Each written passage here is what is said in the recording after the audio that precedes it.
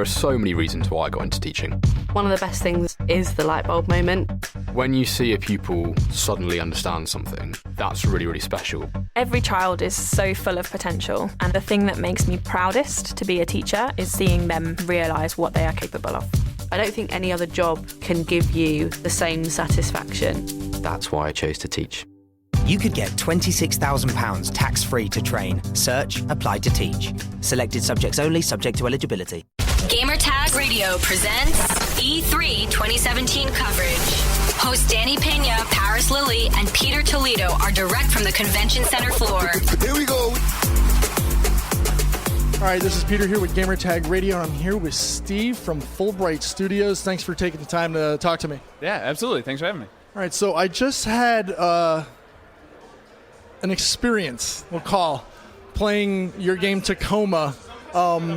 To try to give a better understanding to our listeners, tell us what it's all about.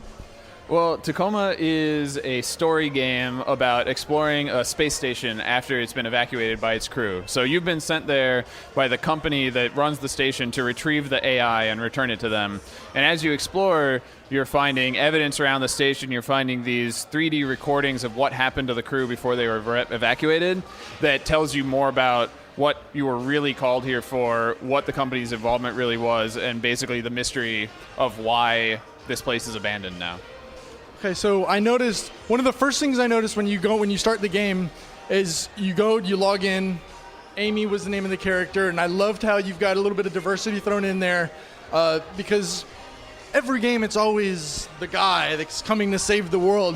What was the thought behind having a female hero in this play? I mean, so, we made, before this game, we made Gone Home, which was a story exploration game, similarly about a female protagonist. My story partner and Carla and I, we work on kind of the premise of the game and the story and writing of the game together.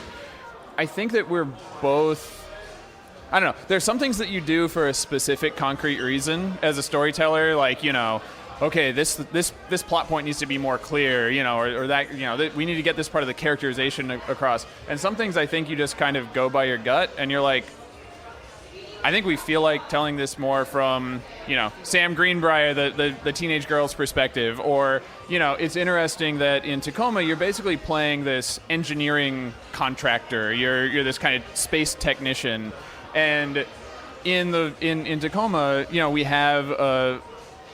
we have a fiction where space, like near Earth orbit is much more populous. There's a lot more just kind of like day-to-day business going on in space. And, one of our influences for that was, the original Alien, where you see this crew of people that are running this, complex space freighter, but they kind of come from all different walks of life, and they don't all seem like they're the classic, like, best of the best astronaut.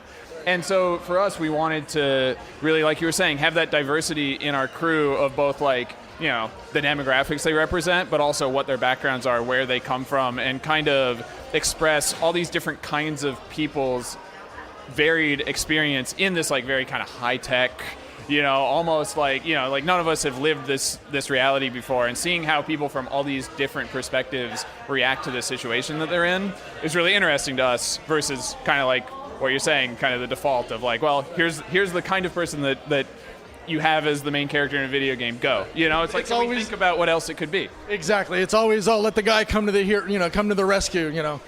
One of the things I also noticed, and I don't know if maybe this is just the way the controls are, or if it's actually one of the focal points of the character, but when it said to enter the ID, they use sign language. Right. And so that's not because the character is deaf or anything like that. That's actually kind of like a technology fiction thing in our world. Thank you. That's cool. That was actually Paris. That's one of our co-hosts. Okay, so. Rad. Okay. Well, as long as you got it on tape, yes. Someone did walk by and scream, "I'm awesome," so we're good. So the sign language is a part of the fictional technology in our world. Basically, the whole station is run by augmented reality. So it's this digital information that's overlaid on your vision, and like that you basically makes you hear things and see things. You can see like readouts in the world that aren't physically there. And so we have this idea of this technology that's pervasive throughout the environment, but it doesn't have any kind of physical incarnation, and so that's kind of the classic like Minority Report thing or whatever, where it's like, oh, do you make like big hand motions and like touch digital interfaces? And what we realized is, if you're gonna do text input without having a keyboard, but through this technology that's basically tracking your body position and motion, it would just make total sense to enter text by doing sign language, because the way that we look at it is sign language for text entry in our fiction is like kids who grow up texting on a cell phone these days, where it's just like there's no way you don't know how to like text super fast as a kid growing up now. And so in our world where AR basically drives everything, people just use sign language as part of their day-to-day interface. And there's other elements of that where we're trying to get across this feeling of like, if this was something that all the characters in this world were totally used to and was just part of their everyday experience, how do we express that to the player in a way that makes sense, even though they haven't been living with it in their lives, but that also feels like, oh yeah, maybe that is how that could work, and sort of feel that naturalness of like, oh yeah, I can see how they would use this every day. I could see how this could be like a way that people could really live. Because for our games, even if we're doing a sci-fi narrative, the believability of how these people kind of are experiencing this world that we're building is crucial. Maybe even more so in a sci-fi kind of like imagined. Speaking of technology, you guys are part of the Idea at Xbox program, right? Yep. So tell me about Fullbright Studios. Well, so we are an indie studio in Portland, Oregon. We are 8 people full-time now. And we're working on our second game, right? Like our first game, the 3 of us that founded the studio, we rented a house together and we made Gone Home in our basement, and we released it, on PC, and then kind of we were very grateful that it took off, and we kind of built from there. And so now, having some visibility and having an audience that's interested in what we're doing next, it's enabled us to say like, okay, well, we're going to partner with Idea at Xbox. We're going to bring this to more platforms at launch, and hopefully, pull more people in to what we're making from square one. And it's been really cool having a ton of support from Microsoft. We've been involved with their E3 presentation and schedule for like the last couple of years. And just this year, we announced our launch date up on their stage presentation, and having them really support us has been super cool. Yeah, I wanted to know how that experience was going from just you guys in a house, and then now you're part of one of the bigger games, for the Idea at Xbox program. How did that all come about? It's been an interesting kind of back and forth, because Carla and I, and other people that are actually working at Fullbright now, we worked at 2K together on the BioShock series. So we all worked on BioShock 2 together. And I worked on BioShock Infinite for a year as a designer. And so we all have this sort of background of familiarity with how like these kind of big productions go, and sort of that perspective on like, oh yeah, like big publishers do things this way. And bringing that to a smaller independent production can sometimes be really useful, because you have a little bit more perspective on strategies people use to get a game done, or to promote it or whatever. And so kind of going from that to like the very smallest, like literally we're making this in our basement and just pushing out the doors ourselves back into a space that has more visibility.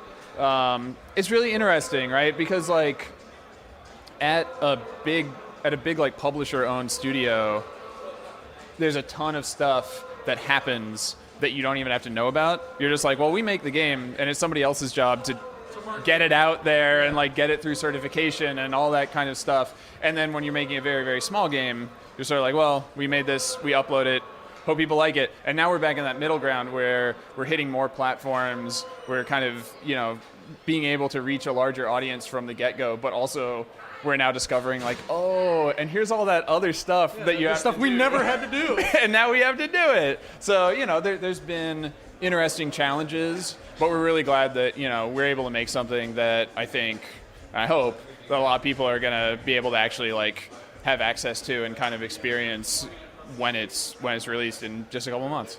Right. So, launch title?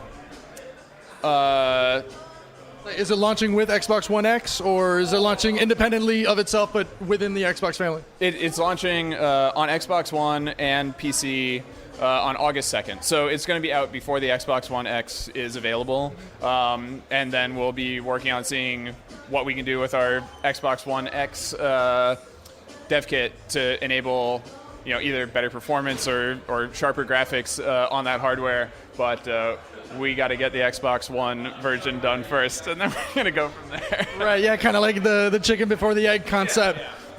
Here's hoping that we have the Xbox One version out there and solid, and then the Xbox One X kind of upgrade just allows us to make it that much better of an experience. Okay, so when it does launch, what's the price going to be hitting? $19.99 USD. Awesome. So it's available for pre-order now. If you want to jump on your Xbox or on Steam or GOG.com, it's up there right now. Awesome. And so if people wanted more information on Tacoma or Fullbright, where do they go? You can go to tacoma.game. That's the homepage. We've got links to all the storefronts that we're on, our launch trailer, and you can subscribe to our newsletter for updates if you want our updates to come to you right now. Awesome. Steve, thank you so much for taking the time to talk to me, as well as giving me an opportunity to check out your game. Well, thank you for taking the time to play it. I really appreciate it. Thanks. This episode of Gamertag Radio is brought to you by Western Digital. For a limited time, Gamertag Radio listeners can get 20% off WD SSDs with the coupon code WDGTR. Find out more at WD.com/GTR. With Western Digital, you're now able to get solid-state drives and hard drives to fit your unique needs. When you get the superior performance of a WD solid-state drive to your PC, you get blazing read speeds so you can boot your system quickly or load games and other applications in a snap. Combined with a reliable Western Digital hard drive, you get up to 6 terabytes of storage to keep your games library, direct feed video, podcasts, and more all in a single place. Yeah, they sent you a couple samples, right, of this. So how's it been your experience so far? They sent me a Western Digital Blue, I want to say it was a 500 gig solid state drive and a 4 terabyte hybrid solid state drive, or a hybrid solid state disk drive.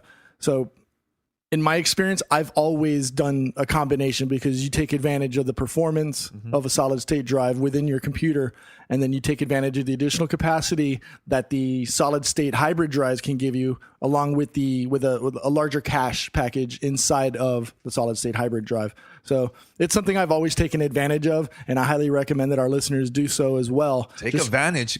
Mention the site. Absolutely. WD.com or WDC.com/GTR, and just use the promo code WDGTR to get your 20% off.